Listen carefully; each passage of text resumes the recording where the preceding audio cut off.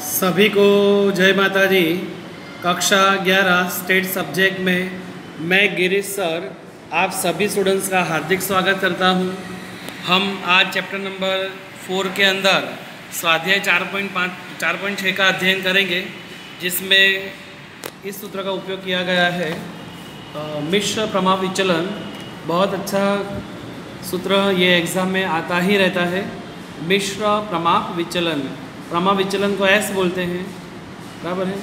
और मिश्र प्रमाप विचलन हो तो उसे एस सी बोलते हैं। क्या बोलते हैं उसे हम? एस सी माने कंबाइन, सी माने कंबाइन, मिश्र माने कंबाइन माने सी माने S C is equal to question marks. फिर से मिश्र प्रमाप विचलन, प्रमाप विचलन माने एस और मिश्र माने कंबाइन माने सी, एस सी। मिश्र प्रमाप विचलन के लिए मिश्र माध्य ढूंढना पड़े, जो मैंने सिखा दिया आगे आपको। मिश्र माध्य का सूत्र x bar C is equal to n1 x bar 1 plus n2 x bar 2 upon n1 plus n2। फिर से मिश्र माध्य बराबर x bar C is equal to n1 x bar 1 plus n2 x bar 2 upon n1 plus n2। जबकि मिश्र प्रमाप विचलन का जो मेन सूत्र है C is equal to under root में n1 s1 square plus d1 square plus n2 bracket में s2 square plus d2 square upon n1 plus n2। फिर से एक बार देखते हैं। मिश्र प्रमाप विचलन S C is equal to under root में n1 ब्रैकेट में s1 square plus d1 square plus n2 s2 square plus d2 square upon n1 plus n2, बराबर। इस सूत्र को आप शॉर्टकट तरीके से भी याद कर सकते हो, मैं आपको बस समझा रहा हूँ एक शॉर्टकट तरीका, बराबर। जैसे एस सी है तो एस सी लिखने के बाद आपको एस सी लिख दिया, फिर एक अंडर रूट बनाओ ऐसा।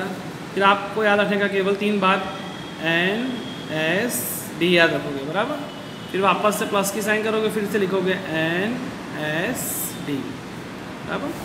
अपॉन में n1 प्लस n2 तो था ही। चलो अब एन एस, ये एन एस डी 2 बार लिखा। फर्स्ट वाले को सब में फर्स्ट साइन दे दो, एन 1 और 1। सेकेंड में सबको सेकेंड साइन दे दो, 2 और 2, बराबर है। ये ब्रैकेट में आते हैं, बराबर, और प्लस भी है और स्क्वायर भी है। ये भी ब्रैकेट में आते हैं, ये प्लस भी है और स्क्वायर भी है। तो देखो सूत्र बना n1 s1 square plus d1 square plus n2 s2 square plus d2 square upon n1 plus n2। एक बार वापस समझा रहा हूँ, ध्यान दो। आपको एस का सूत्र लिखना है तो फिर अंडर रूट निकाल दो। ये एस सी लिखा, कौन सी 3 बातें याद रखने की? एन एस डी, वापस से प्लस करेंगे एन एस डी। ये फर्स्ट है तो सबको फर्स्ट नाम दे दो, फर्स्ट फर्स्ट फर्स्ट।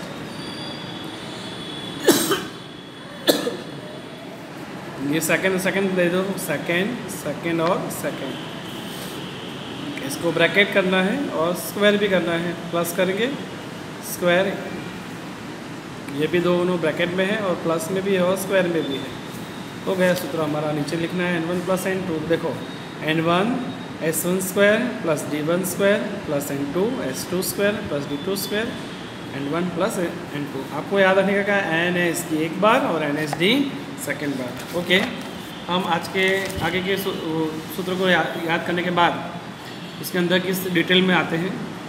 मैंने S C is equal to under root में n1 ब्रैकेट में s1 square plus d2 square d1 square plus n2 bracket में s2 square plus d2 square upon n1 plus n2। उसमें d1 कैसे मिलता है वो बड़ी बात है। d1 कैसे मिलेगा? x बार 1 माइनस x बार सी। x बार सी मैंने आगे आपको बताया, माने d1 बराबर x बार 1 में से x बार सी घटाएंगे, d1 मिलेगा, उसका स्क्वायर निकालेंगे तो d1 स्क्वायर मिल जाएगा। ठीक, वैसे ही d2 कैसे मिलेगा? तो x बार 2 माइनस x बार सी। यहाँ n1 क्या है? तो प्रथम समूह के अवलोकनों की संख्या। n2 क्या है? द्वितीय समूह के अवलोकनों की संख्या। S1 क्या है? S माने प्रमाप विचलन, 1 है तो प्रथम समूह माने प्रथम समूह का प्रमाप विचलन।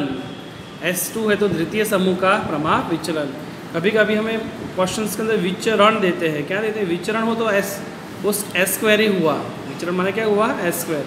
और विचलन है तो S1, 1 है तो प्रथम समूह का विचलन, सेकेंड है तो द्वितीय समूह का प्रमाप विचलन। n1 हो तो प्रथम समूह के अवलोकनों की संख्या, n2 है तो द्वितीय समूह के अवलोकनों की संख्या।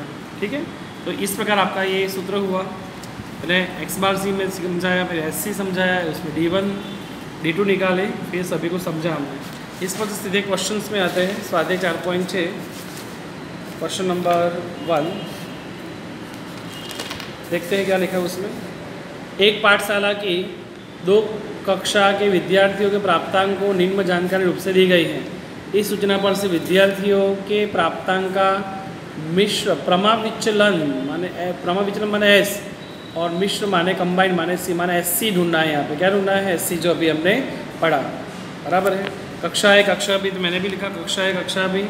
यहाँ विद्यार्थियों की संख्या, इसको विद्यार्थियों की संख्या को n मानते कहते हैं। क्या कहते हैं बेटा? इसे n। अगर फर्स्ट है तो ये n1 होगा, तो ये क्या होना चाहिए? n2। बराबर है। तो n1 50 है और n2 60 लिखा हमने, तो n1 50 n2 60। फिर लिखा है औसत। औसत जब दिया हो, औसत प्राप्ता, औसत को बोलते हैं x बार। औसत को हम क्या बोलते हैं? x बार। अगर फर्स्ट दो x बार है तो फर्स्ट वाले को हम कहेंगे x बार 1 और सेकंड वाले को कहेंगे x बार 2। माने x बार 1 60 है और x बार 2 कितनी है? 48। तो लिखा x बार 1 60, x बार 2 48। प्रमाविचलन, प्रमाविचलन को केवल s कहते हैं। क्या कहते हैं? s।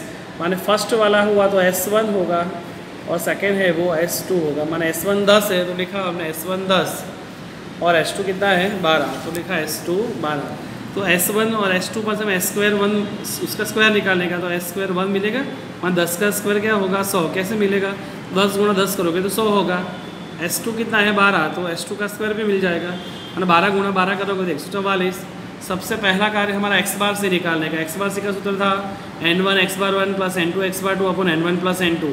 n1 कितने हमारे पास? 50, तो 50 x बार 1, तो x बार 1 कितने हैं? 60। अंडर दोनों के बीच में कोई साइन नहीं तो गुणाकार के साइन करेंगे और ब्रैकेट कर देंगे। प्लस n2 कितने हमारे पास में? 60 और x बार 2 कितने हैं? 48। कोई साइन नहीं है तो गुणाकार की साइन आएगी, गुणाकार ब्रैकेट करेंगे। n1 plus n2, n1 50 plus n2 60। इन दोनों का गुणा करेंगे तो 3000, इन दोनों का गुणा करेंगे तो 2880, इन दोनों को जोड़ेंगे तो आएगा 110, इन दोनों का जोड़ करेंगे तो 5880 और इसका भागाकार में 110 से भाग देंगे तो हमारा जो x बार c है वो x बार c है क्या? 53.45। x बार c पर से आपको 2 बार निकालने की, d1 और d2। क्या निकालेंगे? d1 और d2। d1 का सूत्र था x बार 1 माइनस x बार c, तो x बार 1 तो हमें दिया ही था। x बार 1 कितना है? 60। तो x बार 1 60 माइनस x बार c है 53.45, घटा दो 6.55 आया।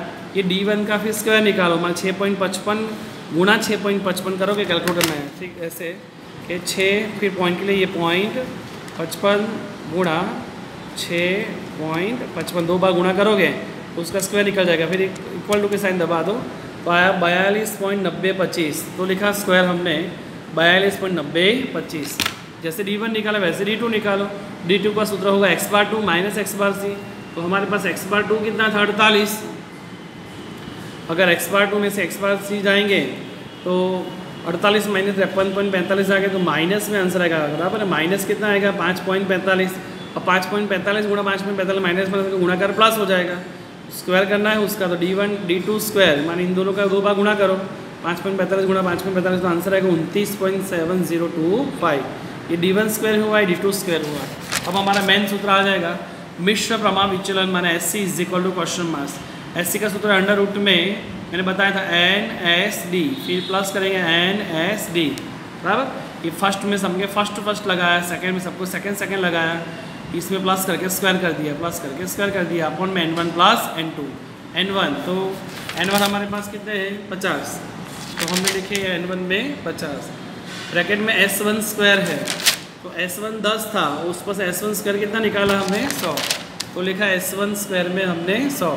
फिर प्लस की साइन है, प्लस किया d1 स्क्वायर, तो d1 स्क्वायर हमने अभी निकाला। d1 पर से d1 स्क्वायर निकाला हमने 42.9025।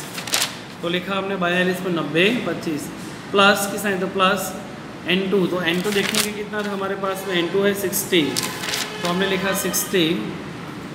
फिर s2 स्क्वायर, तो हमने बुक में तो s1 s2 दिया था, उस पर तो s2 स्क्वायर निकाला कितना? 144, तो लिखा हमने 144 प्लस d2 स्क्वायर, तो d2 और d2 स्क्वायर d2 पर से हमने निकाला था d2 स्क्वायर 29.7025, तो लिखा हमने 29.7025 upon n1 plus n2। n1 हमारे पास 50 है और n2 हमारे पास में 60 है, तो लिखा हमने n1 50 और n2 60। अब इसका सादरूप देते हैं। सबसे पहले ब्रैकेट, छोटे ब्रैकेट को छोड़ने का, छोटे ब्रैकेट के अंदर मानिए ये दोनों जुड़े हुए हैं तो प्लस करो 100 प्लस 42.90 को टोटल करेंगे तो 142.90 आएगा, 50 का 50 प्लस 60 के 60, इन दोनों का टोटल करेंगे तो 173.7025। भागाकार में इन दोनों का जोड़ करेंगे तो 110, इन दोनों के बीच में कोई साइन नहीं है तो गुणाकार करेंगे 142.90 गुणा 50 करोगे तो आएगा 7145.125 प्लस इन दोनों का भी गुणा करेंगे तो आंसर आएगा 10,422.150, जो 10 से भागाकार करना है। अब इन दोनों का जोड़ कर देंगे तो आएगा टोटल 17,567.275 अपॉन में 110 भाग दो तो आंसर आएगा भाग देंगे तो आंसर आएगा 159.7025। इसका अंडर रूट निकालेंगे तो अंडर रूट के लिए कैलकुलेटर का उपयोग करना पड़े आपको। रकम कितनी है 159.7025 इतना लिखने के बाद अंडर रूट की साइन दबाओगे तो आंसर आएगा 12.63 है, पर तीसरी संख्या 5 से बड़ी है 7 तो 63 में एक जोड़ देंगे तो कितना हो जाएगा 64, तो आंसर लिखेंगे 12.64। SC is equal 12.64।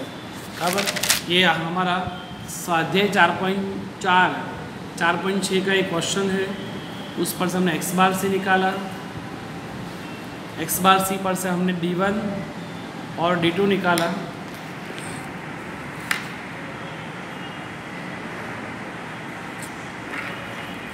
उसके आधार पर हमने SC की गणना की।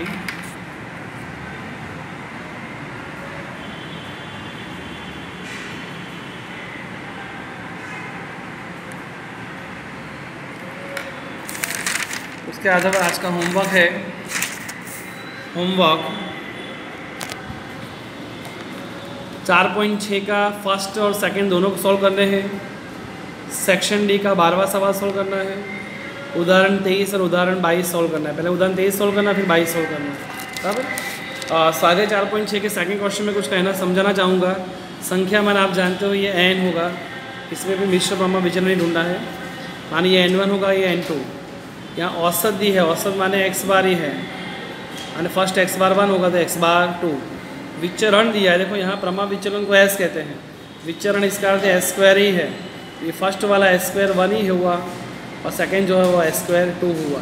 माने यहाँ s स्क्वायर डायरेक्टली दे दिया है, जैसे यहाँ s 10 था तो s स्क्वायर 1 10 का गुणा 10 से कितना 100 आया था ना, s स्क्वायर 1 100 आया था, जबकि यहाँ पर ऐसा नहीं है, यहाँ पे डायरेक्ट स्क्वायर दिया हुआ ही है। ओके, वो ध्यान रखोगे। दूसरा है उदाहरण 23, तो आपको आ ही जाएगा कि यहाँ संख्या माने n, औसत माने x बार और प्रमुख विचलन माने s। जैसा अभी सीखा है सवाल वैसा ही है। पर सवाल नंबर 22 जो है उसमें अवलोकन दिए और उनका कहना है भी आपको सबका माध्य निकालो, माध्य माने x बार, विचरण निकालो, विचरण माने s स्क्वायर निकालो। उसके बाद प्रमुख विचलन ज्ञात कीजिए। प्रमुख विचलन माने क्या ज्ञात करना है, s माने s पर से मिश्र प्रमुख विचलन है तो क्या आएगा SC। तो SC ढूंढने के लिए हमें यहाँ पे अवलोकन दिए, तो अवलोकन को रखा है यहाँ पे, तो पहले x बार निकालेंगे, टोटल करेंगे सिग्मा xi, x बार का यहाँ G1 है 1 3 5 7 9, तो 1 3 5 7 9 उसका टोटल करेंगे तो x बार 1 मिलेगा, सिग्मा xi अपॉन n1 क्या लिखेंगे, सिग्मा xi अपॉन n1 माने 25 अपॉन ये अवलोकन है 5 से भाग दिया तो x बार 1 कितना मिला 5। ठीक वैसे ही आपको G2 का भी x बार 2 मिल जाएगा। ठीक है, ठीक वैसे हम S1 ढूंढेंगे। क्या ढूंढेंगे, यहाँ सूत्र अलग दिया है, S ढूंढेगा xi माइनस x बार और x में x बार का होल स्क्वायर किया। अब हम ऐसा नहीं करेंगे, xi पर से हम एक ही कॉलम बनाएंगे x स्क्वायर, xi पर से क्या निकलेगा x स्क्वायर, मान 1 का स्क्वायर 1, 3 का स्क्वायर 9, 5 का स्क्वायर 25, 7 का 49, 9 का 81, टोटल करेंगे। आप जानते हो S1 का सूत्र क्या होगा, S का सूत्र क्या सिखाया था हमने last time, sigma xi square upon n minus x बार का होल स्क्वायर। तो ये सिग्मा xi स्क्वायर मान इसका टोटल करोगे, n से भाग दोगे और x बार 5 का स्क्वायर 25 घटाओगे तो आपका S1 मिलेगा। S1 पर से आप क्या निकालोगे, S1 का स्क्वायर मिल जाएगा। बराबर है। ठीक वैसे ये भी मिलेगा जो आगे सिखा दिया था मैंने, और उसके आधार पर आपको फाइनली मिश्र ब्रह्म विचलन का आंसर भी मिल जाएगा। बराबर है। एक बार वापस समझा रहा हूँ, आज का होमवर्क है स्वाध्याय 4.6 का फर्स्ट सेकेंड, सेक्शन डी का 12वां, उदाहरण 23, उदाहरण 22। सभी स्टूडेंट्स को जय माता दी।